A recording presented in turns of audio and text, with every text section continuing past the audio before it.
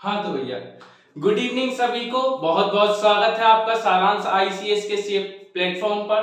जैसा कि आपको पता है कि अपन माइक्रोसॉफ्ट वर्ड पढ़ रहे हैं, तो पहले थोड़ा सा शॉर्ट रिवीजन कर लेते हैं। हमने माइक्रोसॉफ्ट ऑफिस के बारे में कौन कौन सी चीजें कल जानी, और उस लेक्चर के बाद आगे हम बढ़ेंगे। तो क्योंकि पिछले लेक्चर से लिंक बनी रहे, इसलिए इस चैप्टर में जो है, क्योंकि चैप्टर इंपॉर्टेंट भी है। चलिए आगे बढ़ते हैं। आपको मैं सबसे पहले बता दूं कि ये जो माइक्रोसॉफ्ट ऑफिस क्या होता है, परिचय है आपका।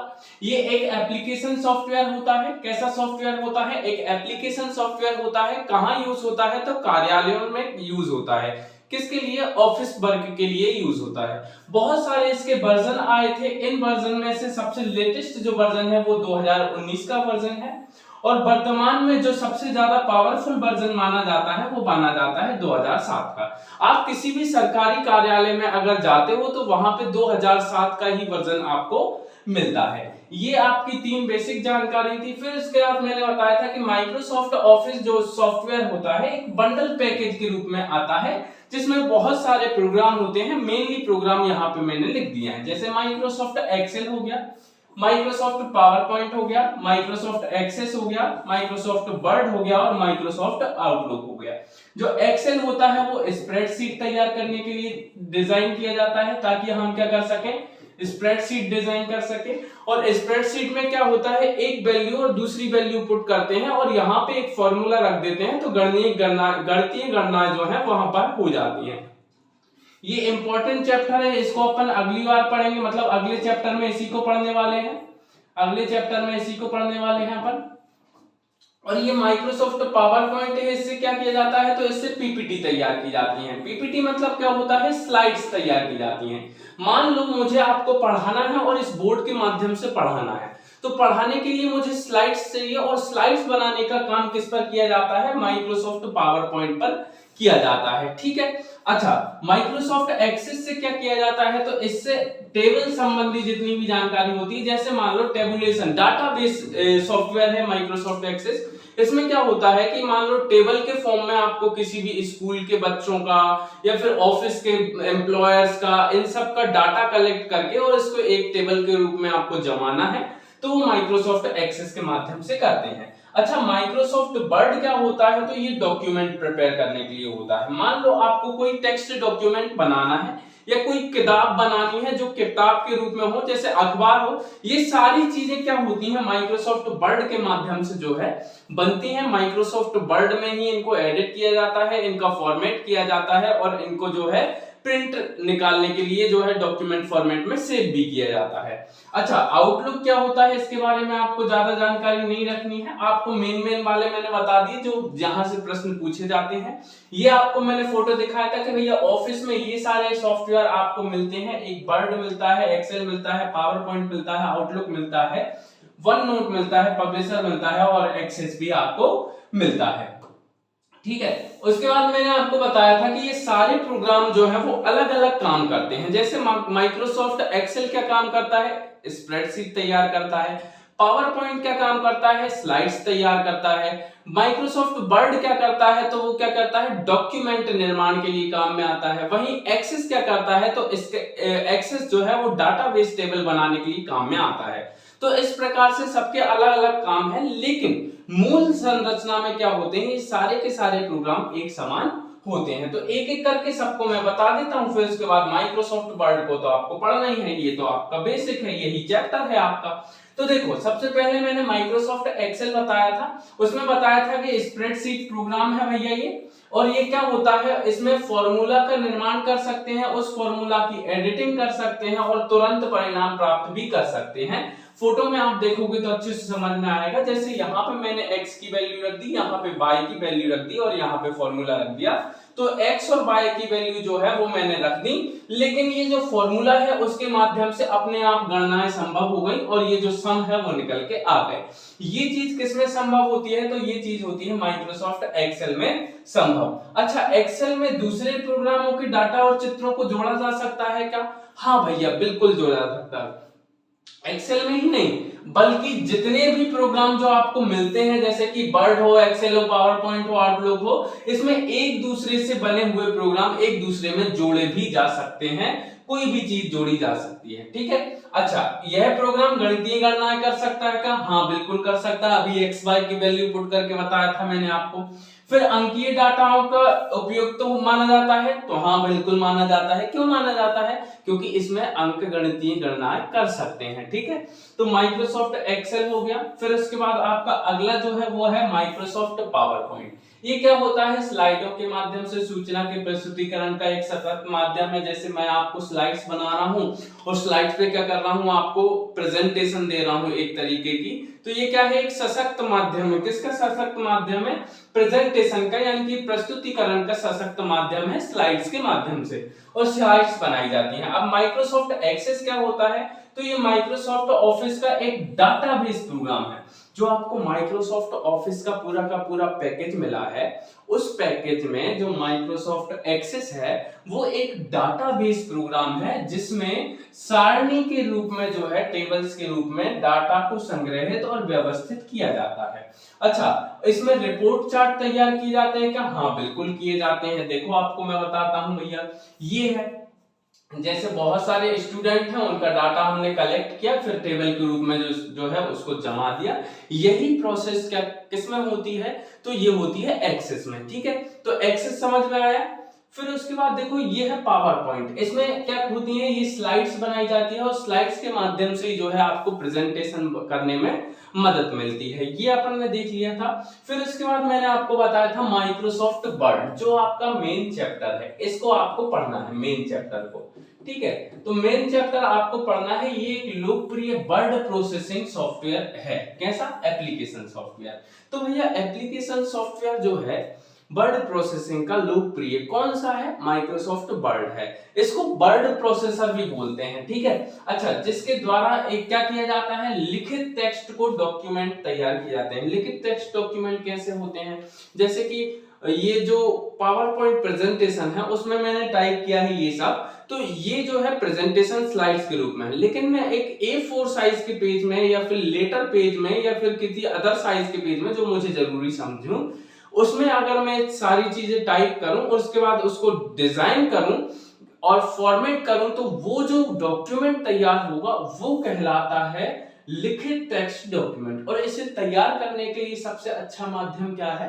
माइक्रोसॉफ्ट वर्ड है। अच्छा, MS वर्ड में टेक्स्ट या वर्ड डॉक्यूमेंट को एडिट, फॉर्मेट, सेव और व्यू, प्रिंट भी किया जा सकता है। ये सारी चीजें आपको कल मैंने बताई दी थी, आपको पता भी है अच्छे से। फिर ये डायग्राम बताया था आपको, एक बार रिवाइज करवा देता हूं, आप ध्यान से डायग्राम की तरफ देखिएगा। ऊपर वाली पट्टी क्या होती है? सबसे ऊपर वाली पट्टी होती है टाइटल बार। टाइटल बार में क्या क्या चीजें होती हैं? तो टाइटल बार में डॉक्यूमेंट का नाम होता है। राइट साइड में क्या होती हैं? 3 बटन होती हैं। पहली बटन होती है मिनिमाइज, दूसरी बटन होती है मैक्सिमाइज और तीसरी बटन होती है क्लोज की। ठीक है, फिर उसके बाद लेफ्ट साइड में अगर ऊपर की ओर देखें तो ऑफिस बटन होता है। ऑफिस बटन के जस्ट पास में क्या होती है? क्विक एक्सेस टूल बार होता है। क्विक एक्सेस टूल बार में अनडू, रीडू और सेव जैसे ऑप्शंस होते हैं। देन उसके बाद टाइटल बार के नीचे वाली जो पट्टी होती है, सेकंड नंबर की पट्टी, उसे क्या बोलते हैं? उसे बोलते हैं मेन्यू बार। और मेन्यू बार में कई सारे विकल्प होते हैं, जैसे होम होता है, इंसर्ट होता है, पेज लेआउट होता है, रेफरेंसेस होता है, ऐसे पूरे के पूरे जो हैं होते हैं। ठीक है, तो ये जो है ऑप्शंस होते हैं, इनको बोलते हैं मेन्यू। और ये पूरा का पूरा जो पट्टी होती है इसे बोलते हैं मेन्यू बार। अच्छा, एक मेन्यू से बहुत सारी लिस्ट खुलती है, उस लिस्ट में बहुत सारे ऑप्शंस होते हैं, जिसको क्लिक करोगे वो आपको क्विक एक्सेस हो जाएगा। अब उसके बाद तीसरे नंबर की पट्टी क्या होती है? तो तीसरे नंबर की पट्टी को बोलते हैं टूल बार। क्या बोलते हैं? Tool bar. इसमें बहुत सारे टूल्स होते हैं। एक्चुअल में टूल बार जो होते हैं वो बहुत टाइप के होते हैं, जैसे स्टैंडर्ड टूल बार होता है, फॉर्मेटिंग टूल बार होता है, ड्राइंग टूल बार होता है। इस तरीके के टूल बार होते हैं जिनका उपयोग किया जाता है क्विक एक्सेस के लिए किया जाता है। हालांकि यही टूल बारों को यहां से भी यूज कर सकते हैं मेन्यू से, और उसके लिए शॉर्टकट कीज भी होती हैं जो अपन आगे पढ़ेंगे, इनको रटेंगे भी शॉर्टकट कीज को। बट अभी इतना याद रखिए कि ये जो है वो क्या होते हैं, टूल बार होता है तीसरे नंबर की पट्टी। अब नीचे से स्टार्ट करें, सबसे नीचे वाली जो पट्टी आपको दिखाई दे रही है ये वाली पट्टी, इस पट्टी को क्या बोलते हैं, इस पट्टी को टास्क बार बोलते हैं। क्या बोलते हैं, टास्क बार बोलते हैं। ठीक है, टास्क बार के जस्ट ऊपर जो पट्टी दिखाई देती है उससे बोलते हैं स्टेटस बार। क्या बोलते हैं, ऐसे स्टेटस बार बोलते हैं। अच्छा, स्टेटस बार में क्या क्या चीजें शामिल होती हैं आपको आगे पढ़ने को मिलेगा, फिर भी मैं आपको बता देता हूं। स्टेटस बार में पेज कितने हैं डॉक्यूमेंट में, ये पेज कितने हैं, पेज में कौन से पेज नंबर पे आप काम कर रहे हो ये पता चल जाता है। यहाँ पर एक जूम कंट्रोलर सिस्टम होता है जहां से आप क्या कर सकते हो, डॉक्यूमेंट को जूम कर सकते हो और जूम आउट भी कर सकते हो, ये चीज भी होती है यहाँ पे। उसके अलावा डॉक्यूमेंट के व्यू के तरीके भी होते हैं, अलग अलग तरीके से आप इसको व्यू कर सकते हो।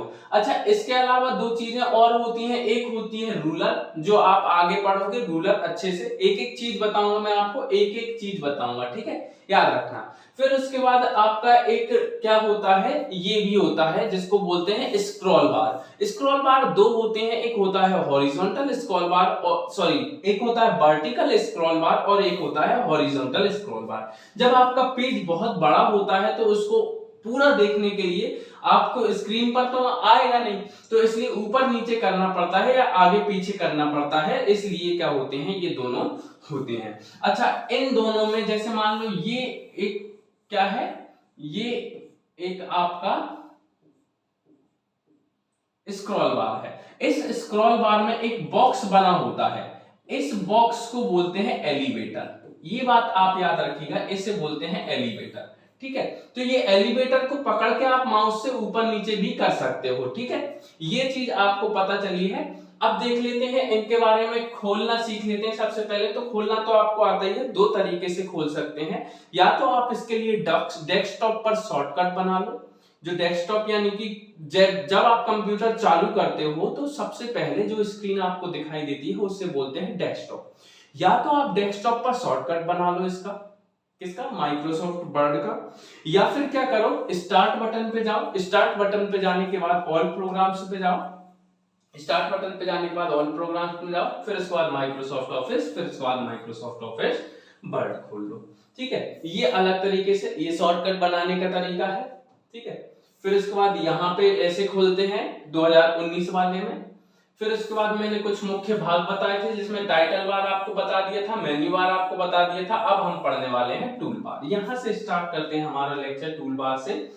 तो चलिए, टूल बार होता क्या है सबसे पहले तो ये जान लेते हैं। तो टूल बार एक ऐसा बार होता है, यानी कि एक ऐसी पट्टी होती है, एक ऐसी जगह होती है जहां पे बहुत सारे आइकन्स बने होते हैं। बहुत सारे आइकन्स बने होते हैं जिनका काम क्या होता है, आपके डॉक्यूमेंट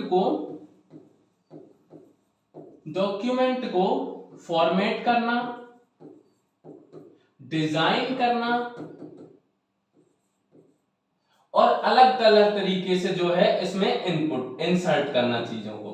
तो ये सारी चीजें करने के लिए जो आपका जो बार होता है, एक पट्टी जो होती है उसे बोलते हैं टूल बार। और टूल बार कई तरीके का होता है, चलिए आप पढ़ लेते हैं। सामान्यतः मेन्यू बार के ठीक नीचे उपस्थित जो पट्टी होती है उसे क्या बोलते हैं, टूल बार बोलते हैं। इसमें विंडो में प्रयुक्त सुविधाओं का आइकन बना होता है। वही मैंने आपको बताया कि बहुत सारे आइकन इसमें बने होते हैं जिसे क्लिक करने पर निर्धारित कार्य जो है वो संपन्न किया जा सकता है। आगे अपन देखेंगे, हर एक आइकन का अपना एक अलग रोल होता है।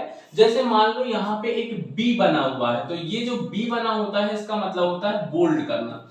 बोल्ड करने का मतलब क्या है कि जो भी अक्षर आपने टाइप किए हैं, जो भी टेक्स्ट आपने टाइप किए हैं, उनको क्या किया जा सके, बोल्ड किया जा सके, इसके लिए होता है बी आइकन बना होता है। ठीक है, अच्छा, संबंधित डायलॉग बॉक्स भी खुल जाता है कभी कभी उससे, नहीं क्योंकि बोल्ड से संबंधित डायलॉग बॉक्स तो होता नहीं है, लेकिन कभी कभी फॉन्ट से संबंधित डायलॉग बॉक्स होते हैं तो वो खुल जाते हैं। ठीक है, अच्छा, टूल बार को विंडो प्रोग्राम में सक्रिय करने के लिए क्या करना होता है। मान लो आपके विंडो प्रोग्राम में, जैसे आपने क्या किया, जब आपने माइक्रोसॉफ्ट वर्ड खोला तो आपको लगा अरे रे रे रे, इसमें ये वाली पट्टी गायब है। कौन सी पट्टी गायब है?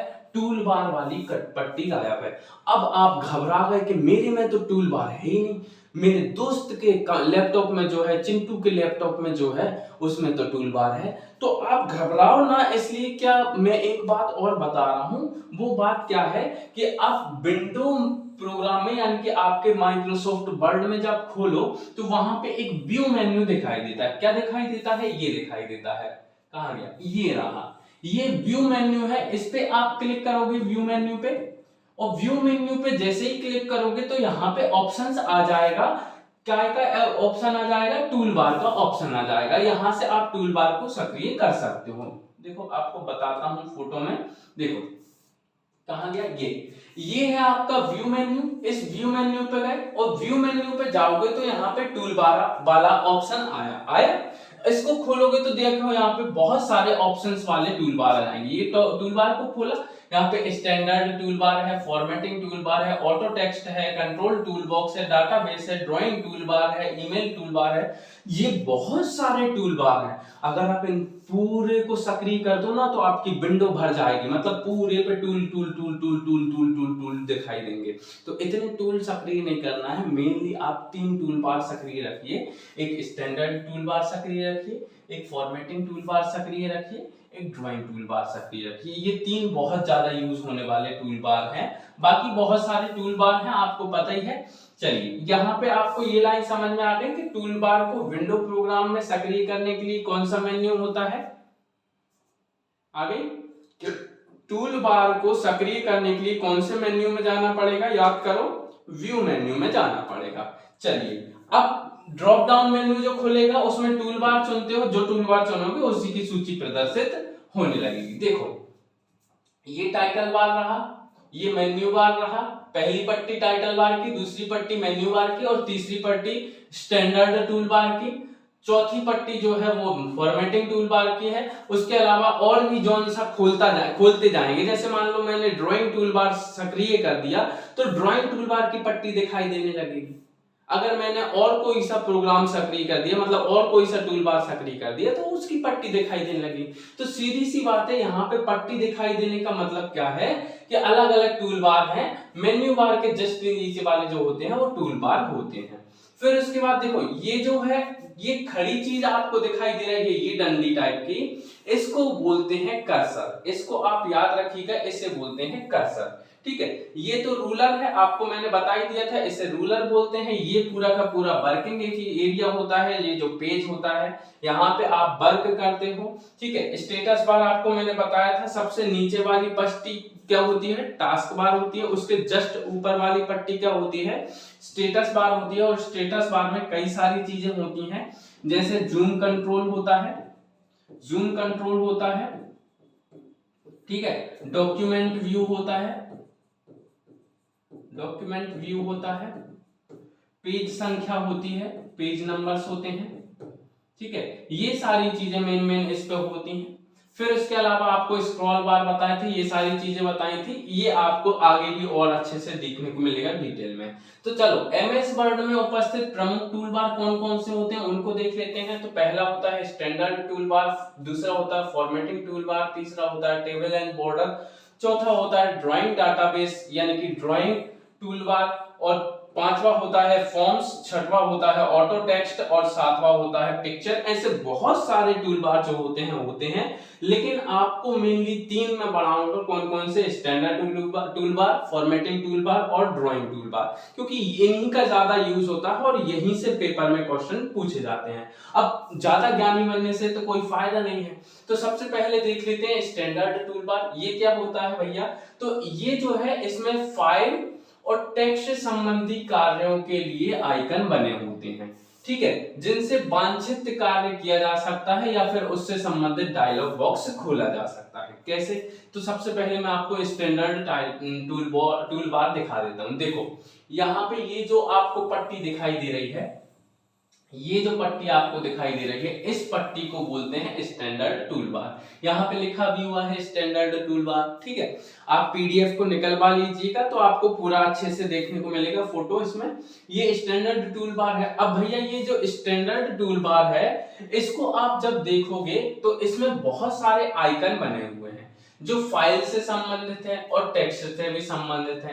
अब अगर उनको आप क्लिक करोगे, जैसे मान लो मैं इनमें से एक किसी पर क्लिक करता हूं, मान लो ये वाले पे क्लिक करता हूं या ये इस ब्रश पर क्लिक करता हूं, तो इस ब्रश का मतलब है कलर करना। क्या करना? कलर करना। तो कलर करने के लिए ये ब्रश यूज होता है। इस प्रकार से बहुत सारे जो टूल्स हैं वो दे रखे हैं। आगे अपन पूरे टूल्स एक एक करके पढ़ेंगे कि एक एक का क्या मतलब है, इनका क्या यूज होता है, पूरे टूल बार पढ़ेंगे। आप इसका टेंशन मत लो, बस आप इतना याद रखो कि स्टैंडर्ड टूल बार में बहुत सारे टेक्स्ट से संबंधित आइकन बने होते हैं और इनसे वांछित कार्य किया जा सकता है या उससे संबंधित एक डायलॉग बॉक्स यानी कि पूरा का पूरा एक लिस्ट टाइप का ऐसे खोला जा सकता है, ठीक है। ये चीज की जा सकती है। अच्छा, उसके बाद आगे देखें तो अगला जो टूल बार है वो कौन सा टूल बार है आपके सामने, वो है formatting tool bar. Formatting tool bar क्या होता है सर? तो फॉर्मेटिंग टूलबार जो है इसमें टेक्स्ट और पैराग्राफ के स्वरूप में परिवर्तन करने के लिए आवश्यक टूल्स होते हैं। देखो ये वाला जो आपको पट्टी दिखाई दे रही है, पहले ये वाली मिटा देते हैं। ये वाली जो पट्टी आपको दिखाई दे रही है इसे बोलते हैं फॉर्मेटिंग टूलबार। इसमें क्या होती हैं, ये टेक्स्ट से संबंधित जितने भी चीजें होती हैं उनके बारे में, मतलब उनसे चीजें निहित होती है। जैसे मान लो यहाँ पे क्या होता है, उसका जो फॉन्ट है उससे संबंधित चीजें होती हैं। ये फॉन्ट साइज होता है, फॉन्ट का स्टाइल होता है, बोल्ड करने, लेलिक करने, अंडरलाइन करने, ये सारी चीजें होती हैं। तो ये सारी चीजें किसमें होती हैं? फॉर्मेटिंग टूलबार में होती हैं। अच्छा, इसमें टेक्स्ट और पैराग्राफ्स के स्वरूप में परिवर्तन इन्हीं के माध्यम से किया जाता है, जबकि फाइल और टेक्स्ट से संबंधित कार्य आइकन जो होते हैं वो कहां पर होते हैं? स्टैंडर्ड टूलबार में होते हैं, ठीक है। इसके बाद देखो आपका कौन सा एक रूलर है। ड्राइंग टूलबार आपको आगे बताऊंगा, आप टेंशन मत कीजिए। ड्राइंग टूलबार आप यहाँ पे देखने को मिलेगा, उसके टूल्स आपको डायरेक्टली बताऊंगा मैं। ये पांचों टूलबार आपको देखने को मिलेंगे, टेंशन नहीं लीजिएगा। ये स्टैंडर्ड टूलबार है, ये फॉर्मेटिंग टूलबार है, ड्राइंग टूलबार है, ये पिक्चर है और ये बर्ड आर्ट है। इनके सारे के सारे टूल्स आपको बताऊंगा कि एक एक टूल्स का क्या क्या यूज है, आपको कैसे यूज करना है। इसको क्लिक करोगे तो क्या होगा, इसको क्लिक करोगे तो क्या होगा, इसको क्लिक करोगे तो क्या होगा। तो इसकी आप टेंशन नहीं लीजिए, आपको सारा बताया जाएगा। आप बस इतना याद रखिए कि भैया हमें अच्छे से पढ़ना है और अच्छे से आपको जो है पेपर निकालना है। हम 20 में से 20 नंबर जो है वो पटवारी में कंप्यूटर में लाएंगे। अब रूलर देख लेते हैं, रूलर क्या होता है। तो वर्ड प्रोग्राम है, ये वर्ड नहीं है, वर्ड प्रोग्राम है। वर्ड प्रोग्राम में दो रूलर होते हैं। कितने रूलर होते हैं? दो रूलर होते हैं। पहले तो आपको दिखा देता हूं रूलर क्या होते हैं। तो ये देखो, एक ये रूलर रहा, ठीक है, एक ये रूलर रहा और ये एक साइड में दिखाई दे रहा है यू रूलर रहा। दो रूलर होते हैं, एक होता है हॉरिजॉन्टल रूलर, आड़ा वाला हॉरिजॉन्टल कहलाता है, और वर्टिकल रूलर खड़ा वाला जो है वो क्या कहलाता है? वो कहलाता है वर्टिकल रूलर। दो रूलर होते हैं। रूलर का काम क्या होता है? तो आप देखो, ये जो रूलर होते हैं ये पेज को सेट करने के काम में आते हैं। किसको सेट करने के? पेज को सेट करने के काम में आते हैं। जैसे मान लो आपका पेज है, अब पेज का आपको साइज छोटा या बड़ा करना है और लंबा या चौड़ा करना है, जो भी करना है वो किसके माध्यम से करोगे? पेज, ये रूलर के माध्यम से करोगे। या फिर आपको पैराग्राफ को सेट करना है, पैराग्राफ को सेट करना है तो उसके लिए भी आप क्या यूज करोगे? उसके लिए भी आप जो है रूलर का यूज करोगे। ये दो चीजें आप याद रखना। इस रूलर में क्या होता है, ये जो जगह हो, ये जो आपका बना होता है, इसको इधर खिसकाओ, इधर खिसकाओ और इधर खिसकाओगे तो पेज का साइज बड़ा हो जाएगा, इधर खिसकाओगे तो पेज का साइज छोटा हो जाएगा। तो इस प्रकार से पेज के साइज को या पैराग्राफ के साइज को जो है वो मैनेज किया जाता है। इस बात को आप याद रखिएगा। चलिए आगे बढ़ते हैं। कहां गया? हाँ, अब व्यू मेन्यू के ड्रॉप डाउन मेन्यू में रूलर को क्लिक करके इसे दिखाया या छुपाया जा सकता है। तो देखो होता क्या है, कुछ कुछ लोगों को रूलर के बारे में जानकारी उतनी नहीं होती है। रूलर जो होता है ना वो पेज और पैराग्राफ सेट करने के लिए यूज किया जाता है, पहली चीज। अब रूलर को या तो आपको दिखने देना है या फिर छुपा लेना है। मान लो आपको डॉक्यूमेंट में दिक्कत आ रही है बनाने में, तो आप रूलर को छुपा सकते हो या दिखा सकते हो। तो कैसे दिखाओगे या छुपाओगे, तो उसके लिए देखो आपके पास एक ऑप्शन है। कौन सा ऑप्शन है? व्यू मेन्यू में जाने का। ये व्यू मेन्यू में गए व्यू मेन्यू में, और व्यू मेन्यू में ये जो ऑप्शन दिखाई दे रहा है, ये काय का ऑप्शन है? रूलर का ऑप्शन है। काय का ऑप्शन है? रूलर का ऑप्शन है। इसमें सामने जो निशान है इस पे टिक है, मतलब रूलर क्या होगा? दिखेगा। रूलर क्या होगा? दिखेगा। लेकिन मान लो मैं इस रूलर के इस पर निशान लगाने की जगह इसको हटा दूं, यानी कि रूलर ना दिखने दूं, तो क्या अब रूलर दिखाई देगा? नहीं दिखाई देगा। तो मुझे रूलर को दिखाने और छुपाने के लिए कौन से मेन्यू में जाना होगा? जल्दी से आंसर करो, कौन से मेन्यू में जाना होगा अगर मुझे रूलर को दिखाना या छुपाना है? तो उसके लिए हाँ, व्यू मेन्यू में जाना चलेगा, और व्यू मेन्यू में जो ड्रॉप डाउन मेन्यू खुलेगा वहां पर रूलर पर क्लिक करके उसको हटाया छुपा या दिखा सकते हैं।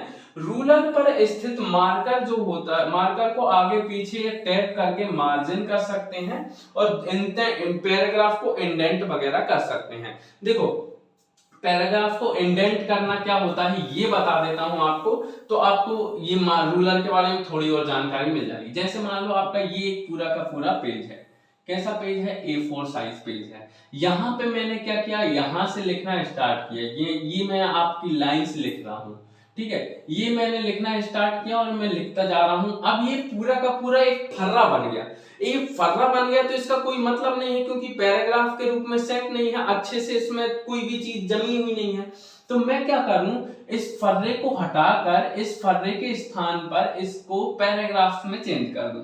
तो एक पैराग्राफ इधर से स्टार्ट करूं, ये ठीक है। एक पैराग्राफ इधर से स्टार्ट करूं ऐसा, फिर एक पैराग्राफ की एक लाइन इधर से स्टार्ट करूं, फिर एक पैराग्राफ ऐसा कर दूं। तो ये क्या है? मेरी फॉर्मेटिंग है। तो ये फॉर्मेटिंग जो है वो इसमें क्या होता है कि ये आगे मैंने जगह छोड़ दी, देखो ये मैंने यहां पे जगह छोड़ दी कि नहीं छोड़ दी? यहां पे मैंने जगह छोड़ दी। तो ये दो जगह पे मैंने जगह छोड़ी है खाली, पैराग्राफ के जस्ट आगे या लाइन के जस्ट आगे।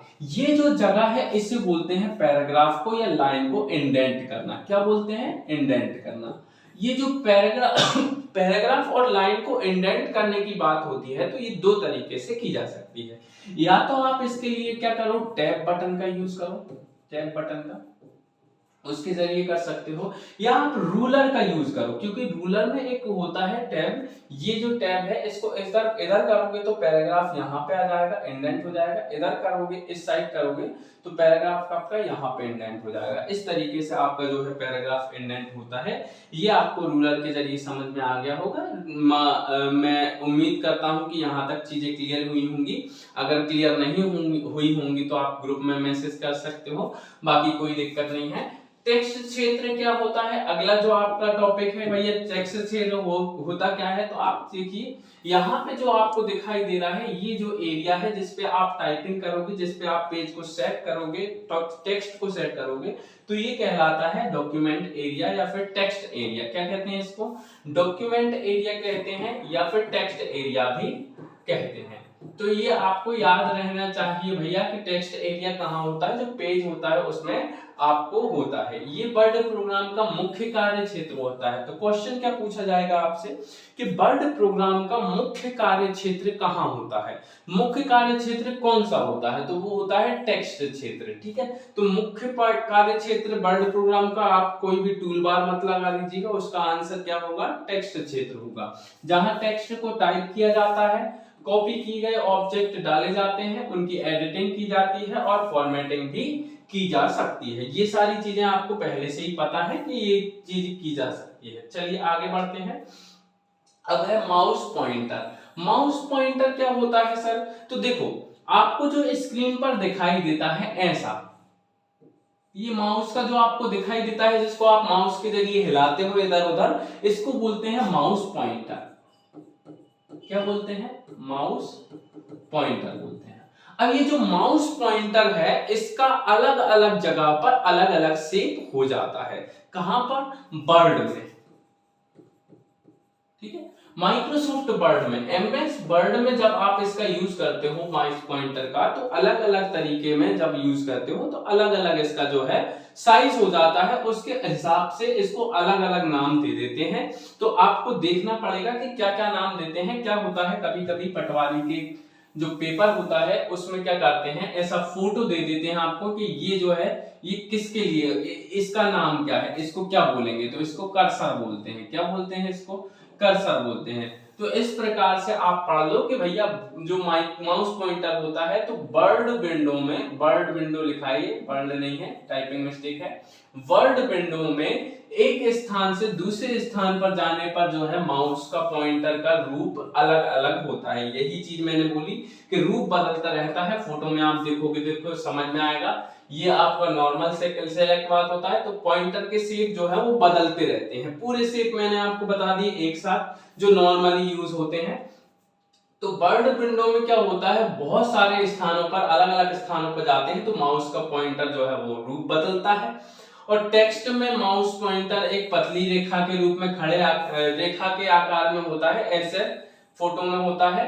तो इसे क्या बोलते हैं? इसे बोलते हैं कर्सर। और ये क्या करता है भैया, ये ब्लिंक करता रहता है। क्या करता रहता है? ब्लिंक करता रहता है, लेकिन लुपुक झुपुक करता रहता है। कैसे करता रहता है? लुपुक झुपुक करता रहता है। अब ये जो लुपुक झुपुक करता रहता है, याद करो कभी व्हाट्सएप में आपने टाइप किया हो, व्हाट्सएप में भी आप क्या करते हो, बहुत सारी टाइपिंग करते हो, तो एक खड़ी डंडी होती है, इस खड़ी डंडी में लुपुक झुपुक होता रहता है कि भैया आप टाइप करो, यहीं पर वर्ड टाइप होगा, इसी के स्थान पर वर्ड टाइप होगा। तो इसे क्या बोलते हैं? इसे बोलते हैं कर्सर। क्या बोलता है? इसे कर्सर बोलते हैं, जो कि ब्लिंक होती रहती है। इसके अलावा और सारे साइज हैं, जैसे मान लो ये नॉर्मल सेलेक्ट का निशान दर्शाता है, ये काय का निशान दर्शाता है, ये हेल्प का निशान दर्शाता है, ये वर्किंग इन बैकग्राउंड का निशान दर्शाता है, ये बिजी का निशान दर्शाता है कि आपका कंप्यूटर जो है बिजी है, थोड़ा सा रुक जाओ, काम कर लें दो उसको, आप तो बिल्कुल चले जा रहे हो उस पे। नहीं, ऐसा नहीं है, आप थोड़ा सा उसको खुद का काम कर लें दो, जो उसको आपने दिया है वो प्रोसेस हो रहा है, बिजी है थोड़ा सा कंप्यूटर। लेकिन आप लोग फिर भी नहीं मानते, लगे लगे लगे लगे कितने सारे आप निर्देश जो है उसको दे देते हो, फिर जो है कंप्यूटर हैंग हो जाता है। यही तो दिक्कत हो जाती है। अब प्रिसीजन सेलेक्ट क्या होता है? ये होता है प्रिसीजन सेलेक्ट, ठीक है। इसको आप याद रखिएगा, प्लस का निशान मतलब क्या है? प्रिसीजन सेलेक्ट है। प्लस का निशान क्या है? प्रिसीजन सेलेक्ट है। प्लस का निशान क्या है? प्रिसीजन सेलेक्ट है। टेक्स्ट सेलेक्ट के लिए क्या होता है? ये वाला होता है।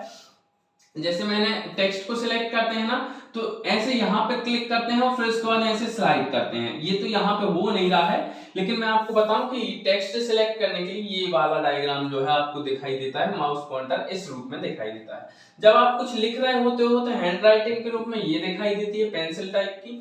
जब अनअवेलेबल होता है, जैसे मान लो कोई ऑप्शन है यहाँ पे, क्लोज का ऑप्शन है, इस ऑप्शन पे आपको क्लिक करना है, पर यहाँ पे जैसे ही माउस का पॉइंटर ले जा रहा हूं तो ऐसा निशान बन जा रहा है। कैसा निशान बन जा रहा है? ऐसा निशान बन जा रहा है। इसका मतलब क्या है कि मैं इसे क्लोज नहीं कर सकता।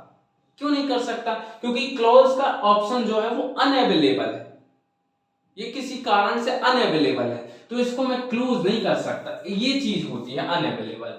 वर्टिकल साइज, जैसे मुझे पेज को ऊपर नीचे बड़ा करना हो, ठीक है, ऊपर नीचे बड़ा करना हो तो वर्टिकल रिसाइज के लिए होता है। हॉरिजॉन्टल रिसाइज के लिए चौड़ा पतला करना हो उसके लिए हॉरिजॉन्टल रिसाइज। डायगोनल मतलब यहां से पकड़ के, जैसे डॉक्यूमेंट को तिरछा पकड़ के ऐसे खींचना, ऐसे ऐसे, ठीक है, ऐसे। डायगोनल रिसाइज 2 है, ऐसे। ये वाला 1 वाला ऐसा होता है, 2 वाला ऐसे होता है, होते थे में।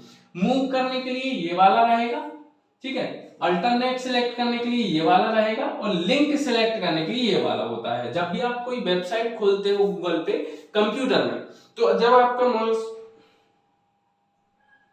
ठीक, यही रुकते हैं।